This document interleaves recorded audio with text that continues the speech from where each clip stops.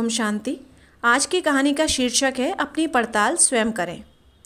दूसरों की आलोचना करने या नीचा दिखाने वालों को इस घटना को भी स्मरण रखना चाहिए।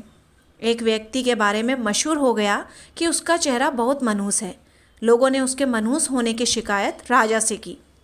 राजा ने लोगों की इस धारणा पर विश्वास नहीं किया, लेकिन इस बात की जांच खुद करने का फैसला किया। राजा ने उस व्यक्ति को बुलाकर अपने महल में रखा और एक सुबह स्वयं उसका मुख देखने पहुंचा।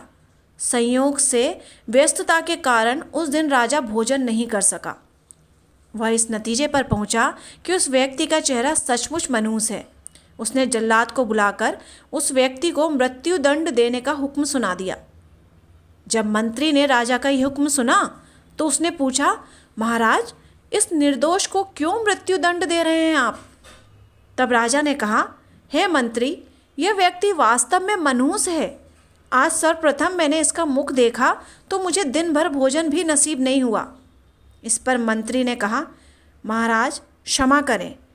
प्रातः इस व्यक्ति ने भी सर्वप्रथम आपका मुख देखा। आपको तो भोजन नहीं मिला, लेकिन आपके मुख दर्शन से तो इसे मृत्यु दंड मिल रहा है। अब आप स्वयं निर्णय करें कि कौन अधिक मनहूस है। तब राजा भौचक्का रह गया। उसने इस दृष्टि से तो सोचा ही नहीं था। राजा को किंग कर्तव्य विमूढ़ देखकर मंत्री ने कहा, राजन, किसी भी व्यक्ति का चेहरा मनहूस नहीं होता, वह तो भगवान की देन है। मनहूसियत हमारे देखने या सोचने के ढंग में होती है। आप कृपा कर इस व्यक्ति को मुक्त कर दें। राजा ने उसे मुक्त कर दिया। उसे सही सलाह मिली। तो अंत में कहानी का सारांश ये है कि दुनिया में कोई भी व्यक्ति परिपूर्ण नहीं है, इसलिए अपने आप को सर्वोपरि कभी नहीं समझे। जिसे आप अज्ञानी समझकर उसका अपमान कर रहे हो सकता है कि आप उससे भी बड़े अज्ञानी हों। इसलिए अपने ऊपर कभी भी ज्ञानवान होने का अहंकार नहीं पालें।